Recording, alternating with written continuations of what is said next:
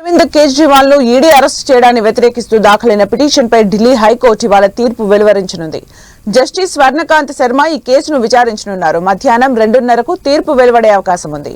అరెస్టును సవాల్ చేస్తూ ఈడీ కేజ్రీవాల్ దాఖలు చేసిన పిటిషన్ పై ఇప్పటికే కోర్టు విచారణ జరిపింది. ఈడీ కేజ్రీవాల్ తరపున న్యాయవాదులు వాదనలు వినిపించారు. జస్టిస్ స్వర్ణకాంత్ శర్మ తీర్పును రిజర్వ్ చేశారు. కేజ్రీవాల్ దాఖలు చేసిన పిటిషన్ పై ఈడీ అభ్యంతరం వ్యక్తం చేసింది. ఎన్నికల సమయంలో అరెస్టు చేసేందుకు సాక్షుల నుంచి బలవంతంగా వాంగ్మూలాలను సేకరించారని, తన అరెస్టు చట్ట విరుద్ధమని కేజ్రీవాల్ ఆరోపించారు. ఇరుపక్షాల వాదనలు విన్న హైకోర్టు తన నిర్ణయాన్ని రిజర్వ్ లో పెట్టింది. కేజ్రీవాల్ తన అరెస్టును కుట్రగా అభివర్ణించారు. సాక్షుల వాంగ్మూలాలను ఆయన ప్రశ్నించారు.